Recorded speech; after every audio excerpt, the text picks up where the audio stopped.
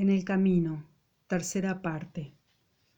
Fue un viaje corriente en autobús, con niños llorando y el sol ardiente, y campesinos subiendo en cada pueblo de Pensilvania, hasta que llegamos a la llanura de Ohio y rodamos de verdad, subimos por Ashtabula y cruzamos Indiana de noche.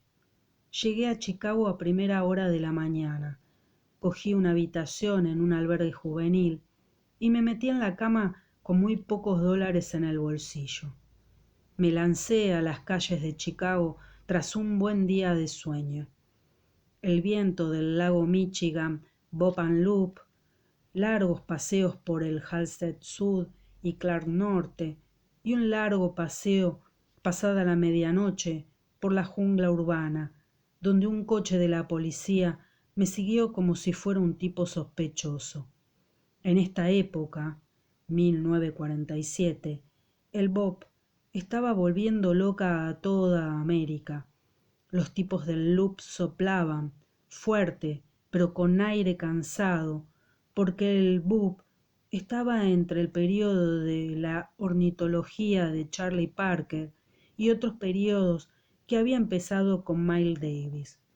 Y mientras estaba sentado ahí oyendo ese sonido de la noche, que era lo que el Bob había llegado a representar para todos nosotros, pensaba en todos mis amigos de uno a otro extremo del país y en cómo todos ellos estaban en el mismo círculo enorme, haciendo algo tan frenético y corriendo por ahí. Y por primera vez en mi vida, la tarde siguiente, entré en el oeste. Era un día cálido y hermoso para hacer autostop. Para evitar las desesperantes complicaciones del tráfico de Chicago, tomé un autobús hasta Joliet, Illinois. Crucé por delante de la prisión de Joliet y me aparqué en las afueras de la ciudad después de caminar por las destartaladas calles y señalé con el pulgar la dirección que quería seguir. Todo el camino desde New York a Joliet lo había hecho en autobús y había gastado más de la mitad de mi dinero. El primer vehículo que me cogió era un camión cargado de dinamita con una bandera roja. Fueron unos 50 kilómetros por la enorme pradera de Illinois.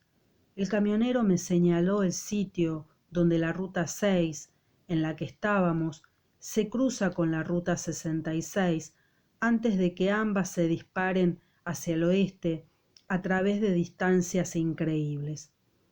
Hacia las 3 de la tarde, después de un pastel de manzana y un helado en un puesto junto a la carretera, una mujer se detuvo por mí en un pequeño coupé. Sentí una violenta alegría mientras corría hacia el coche, pero era una mujer de edad madura, de hecho madre de hijos de mi misma edad, y necesitaba a alguien que la ayudara a conducir hasta Iowa. Estaba totalmente de acuerdo. Iowa no estaba lejos de Denver, y en cuanto llegara a Denver podría descansar. Ella condujo unas cuantas horas al principio. En un determinado sitio insistió en que visitáramos una vieja iglesia, como si fuéramos turistas, y después yo cogí el volante. Y aunque no soy buen conductor, conduje directamente a través del resto de Illinois hasta Davenport, Iowa, vía Rock Island.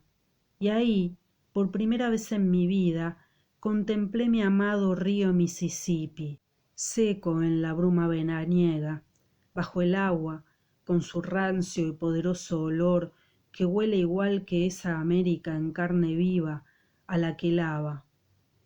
Rock Island, vías férreas, casuchas, pequeño núcleo urbano, y por el puente a Davenport, el mismo tipo de pueblo, todo oliendo a serrín bajo el cálido sol del medio oeste. Allí la señora tenía que seguir hacia su pueblo de Iowa por otra carretera, y me apeé. El sol se ponía. Caminé tras unas cuantas cervezas frías hasta las afueras del pueblo, y fue un largo paseo. Todos los hombres volvían a casa del trabajo, Llevaban gorros de ferroviarios, viseras de béisbol, todo tipo de sombreros, justo como después del trabajo, en cualquier pueblo de cualquier sitio. Uno de ellos me llevó en su coche hasta la colina y me dejó en un cruce solitario de la cima de la pradera. Era un sitio muy bonito. Los únicos coches que pasaban eran coches de campesinos. Me miraban recelosos, se alejaban haciendo ruido. Las vacas volvían al establo. Ni un camión. Unos cuantos coches pasaron zumbando. Pasó un chico con su coche preparado y la bufanda al viento.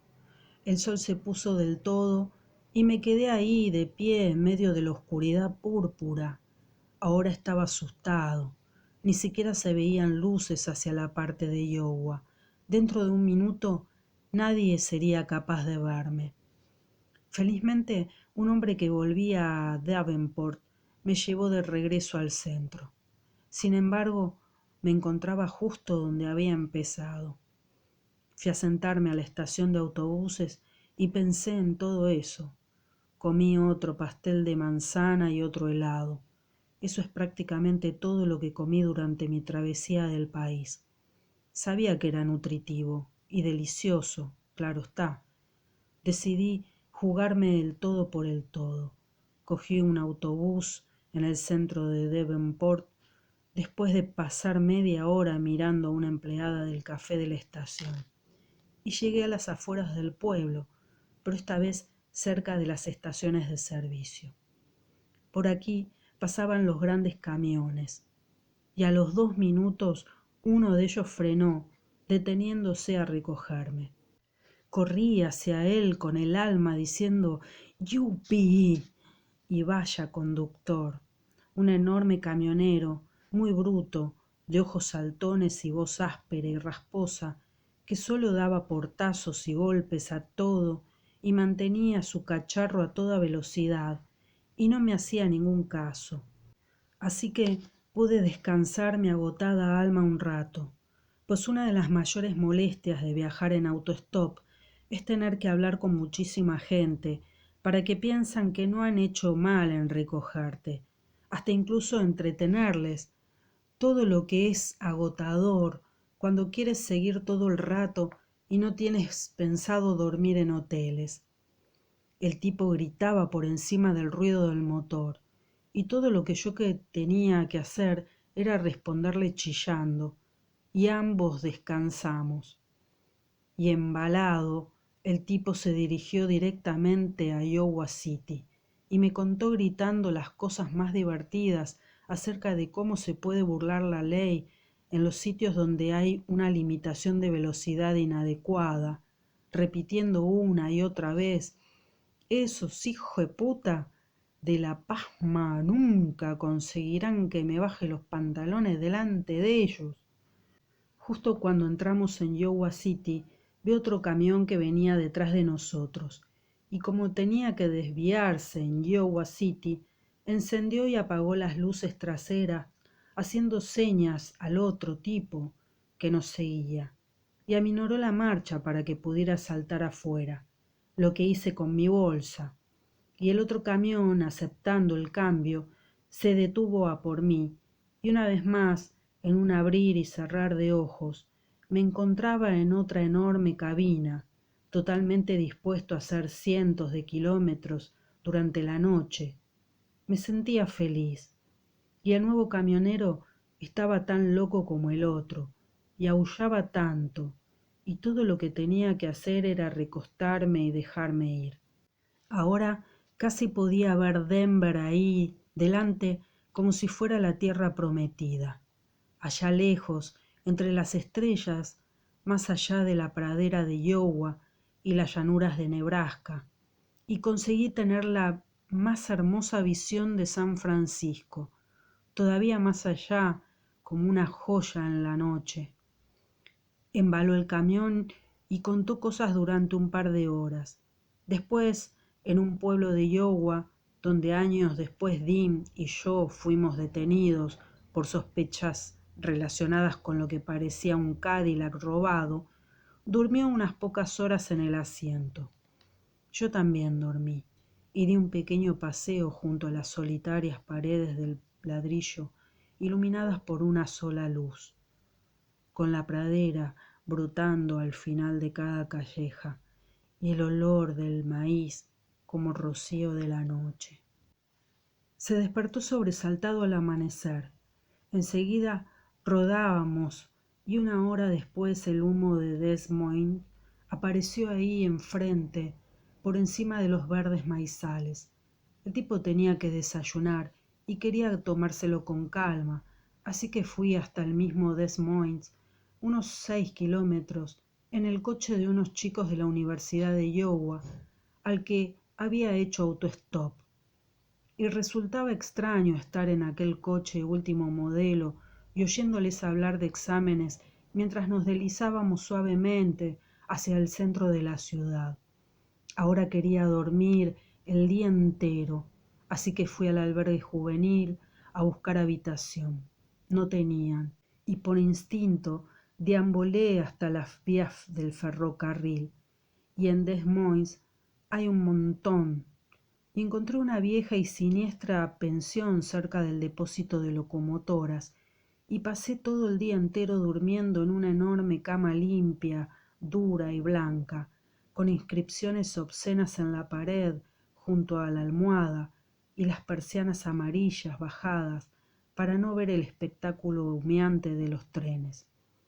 Me desperté cuando el sol se ponía rojo, y aquel fue un momento inequívoco de mi vida, el más extraño momento de todos, en el que no sabía ni quién era yo mismo. Estaba lejos de casa, obsesionado, cansado por el viaje, en la habitación de un hotel barato que nunca había visto antes, oyendo los siseos del vapor afuera y el crujir de la vieja madera del hotel y pisadas en el piso de arriba y todos los ruidos tristes posibles, y miraba hacia el techo lleno de grietas y auténticamente no supe quién era yo durante unos 15 extraños segundos. No estaba asustado, simplemente era otra persona, un extraño, y mi vida entera era una vida fantasmal, la vida de un fantasma. Estaba a medio camino atravesando América, en la línea divisoria entre el este de mi juventud y el oeste de mi futuro. Y quizá por eso sucedía aquello ahí, y entonces aquel extraño atardecer rojo. Pero tenía que seguir y dejar de lamentarme, así que cogí mi bolsa, dije adiós al viejo dueño de la pensión sentado junto a su escupidera y me fui a comer. Comí tarta de manzana y helado. Ambas cosas mejoraban a medida que iba adentrándose en Iowa. La tarta más grande, el helado más rico. Aquella tarde en Des Moines, mirara donde mirara, veía grupos de chicas muy guapas, volvían a su casa del instituto, pero no tenía tiempo de pensar en esas cosas y me prometí ir a un baile en Denver. Carlo Marx ya estaba en Denver. Dean también estaba ahí. Chad King y Tim Gray también estaban. Eran de ahí. Mary Lou estaba ahí. Y se hablaba de un potente grupo que incluía a Ray Rawlins y a su guapa hermana, la rubia Baby Rawlins, a dos camareras conocidas de Dean, las hermanas Betancourt, hasta Roland Mayor, mi viejo amigo escritor de la universidad, estaba ahí. Tenía unas ganas tremendas de encontrarme entre ellos y disfrutaba el momento por anticipado. Así que dejé pasar de largo a aquellas chicas tan guapas, y eso que en Des Moines viven las chicas más guapas del mundo. Un tipo en una especie de caja de herramientas sobre ruedas, un camión lleno de herramientas que conducía puesto de pie como un lechero moderno, me cogió y me llevó colina arriba. Ahí, casi sin detenerme, me recogió un granjero que iba con su hijo en dirección a Adel, Iowa. En este lugar, bajo un gran olmo próximo a una estación de servicio, conocí a otro autoestopista un neoyorquino típico, un irlandés que había conducido una camioneta de correos la mayor parte de su vida y que ahora iba a Denver en busca de una chica y una nueva vida. Creo que dejaba New York para escapar de algo, probablemente de la ley. Era un auténtico borracho de 30 años, con la nariz colorada, y normalmente no habría molestado, pero todos mis sentidos estaban aguzados, deseando cualquier tipo de contacto humano. Llevaba una destrozada chaqueta de punto y unos pantalones muy amplios, y solo tenía de equipaje un cepillo de dientes y unos pañuelos. Dijo que teníamos que hacer autostop juntos. Debería haberle dicho que no, pues no parecía demasiado agradable para la carretera.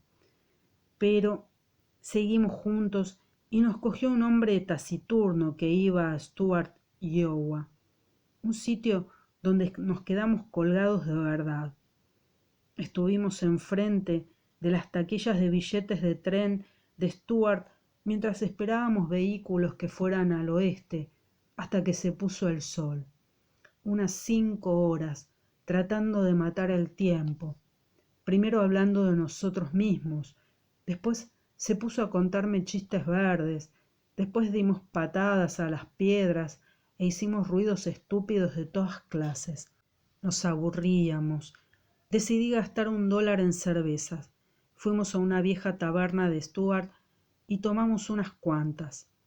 Ahí él se emborrachó como hacía siempre al volver de noche a su casa de la 9 Avenida y me gritaba ruidosamente al oído todos los sueños sórdidos de su vida. Empezó a gustarme, no porque fuera una buena persona, como después demostró que era, sino porque mostraba entusiasmo hacia las cosas. Volvimos a la carretera en la oscuridad. Y claro, no se detuvo nadie, ni pasó casi nadie durante mucho tiempo. Seguimos ahí hasta las 3 de la madrugada. Pasamos algo de tiempo tratando de dormir en el banco del despacho de billetes de tren, pero el telégrafo sonaba toda la noche y no conseguimos dormir, y el ruido de los grandes trenes de carga llegaban desde fuera. No sabíamos cómo subir a un convoy del modo adecuado. Nunca lo habíamos hecho antes. No sabíamos si iban al este o al oeste, ni cómo averiguarlo, o qué vagón o plataforma o furgón elegir. Y así sucesivamente. Con que cuando llegó el autobús de Omar, justo antes de amanecer, nos subimos a él uniéndonos a los dormidos pasajeros. Pagué su billete y el mío. Se llamaba Eddie. Me recordaba a un primo mío que vivía en el Bronx. Por eso seguí con él. Era como tener un viejo amigo al lado, un tipo sonriente, de buen carácter, con el que seguir tirando. Al amanecer llegamos a Council Bluff. Miré afuera.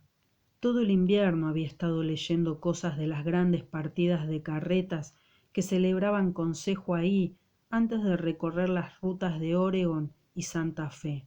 Y claro, ahora solo había unas cuantas jodidas casas de campo de diversos tipos y tamaños, nimbadas por el difuso gris del amanecer. Después Omar, y Dios mío, vi al primer vaquero.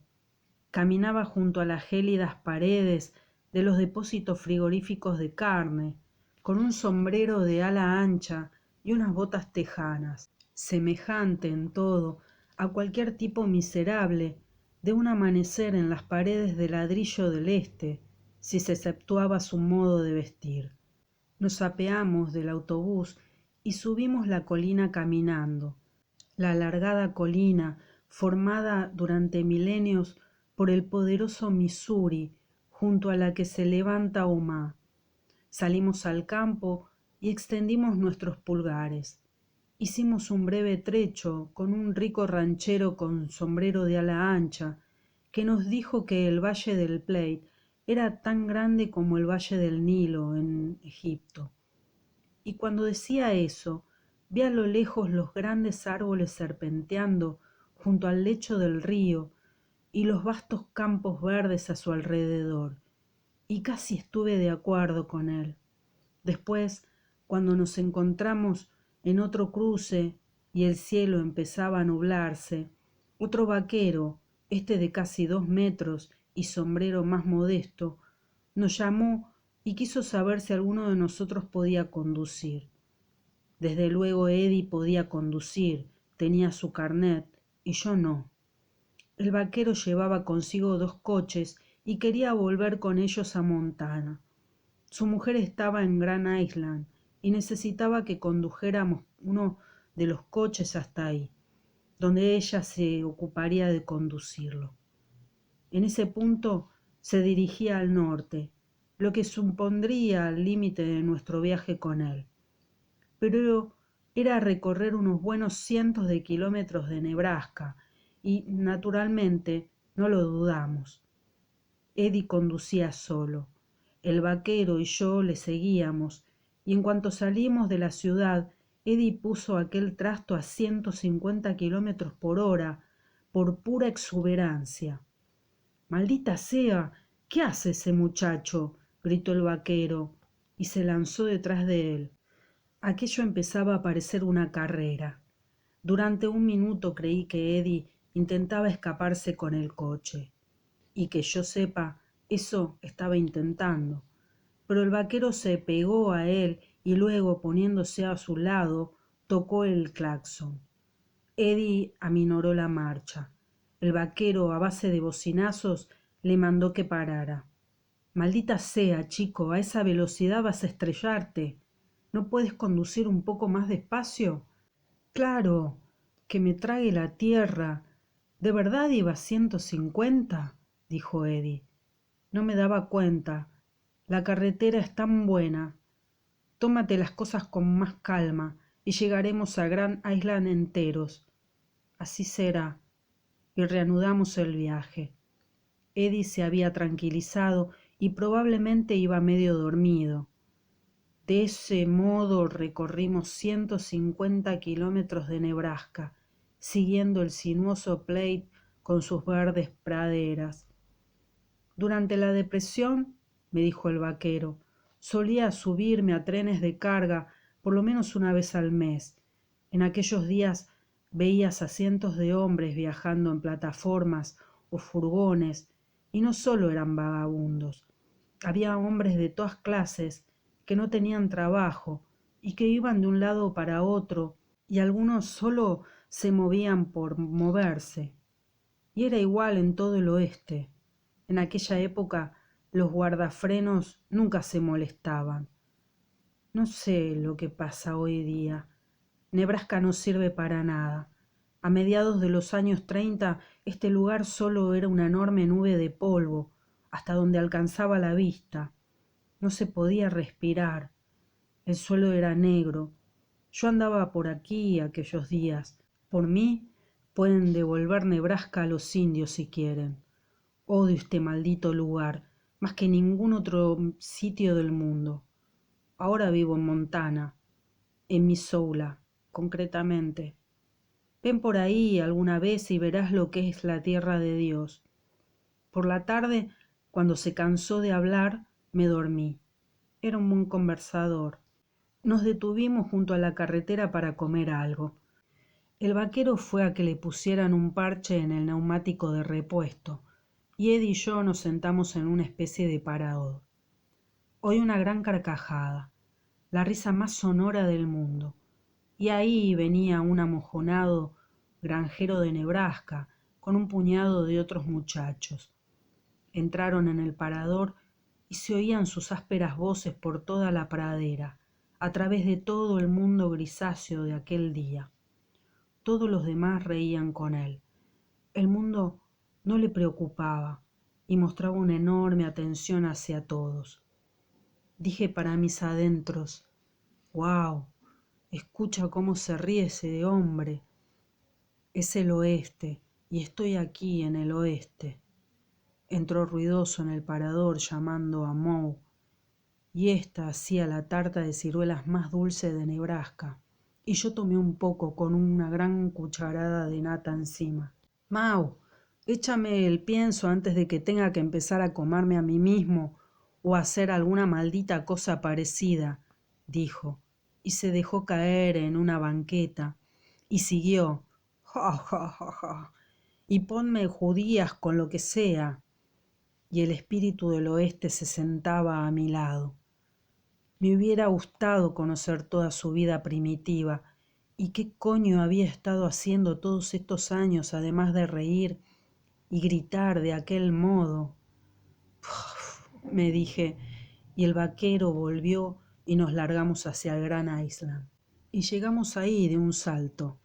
El vaquero fue a buscar a su mujer y ambos se marcharon hacia lo que les deparaba el destino. Y Eddie y yo volvimos a la carretera. Hicimos un buen trecho con un par de muchachos, pendencieros, adolescentes, campesinos en un trasto remendado, y nos dejaron en un punto del itinerario bajo una llovizna fina. Entonces un viejo que no dijo nada y que Dios sabe por qué nos recogió, nos llevó hasta Shelton. Aquí Eddie se quedó en la carretera, como desamparado ante un grupo de indios de Oama, de muy poca estatura, que estaban acurrucados sin tener de a dónde ir ni nada que hacer. Al otro lado de la carretera estaban las vías del tren y el depósito de agua que decía Shelton. La madre que los parió, exclamó Eddie asombrado. Yo estuve aquí antes, fue hace años, cuando la guerra, de noche, muy de noche, y todos dormían. Salí a fumar a la plataforma y me encontré en medio de la nada, en la oscuridad. Alcé la vista y vi el nombre de Sheldon, escrito ahí en el depósito de agua. Íbamos hacia el Pacífico. Todo el mundo roncaba, todos aquellos malditos mamones, y solo estuvimos unos minutos para cargar carbón o algo así, y enseguida nos fuimos. Maldita sea, con que esto es Shelton. Odio este sitio desde entonces. Y en Shelton nos quedamos colgados. Lo mismo que en Davenport, Iowa. Casi todos los coches eran de granjeros y de vez en cuando uno de turistas, lo que es peor, con viejos conduciendo y sus mujeres señalando los carteles o consultando los mapas y mirando a todas partes con aire de desconfianza. La llovizna aumentó y Eddie cogió frío. Llevaba muy poca ropa encima. Saqué una camisa de lana de mi saco de lona y se la puso. Se sintió un poco mejor.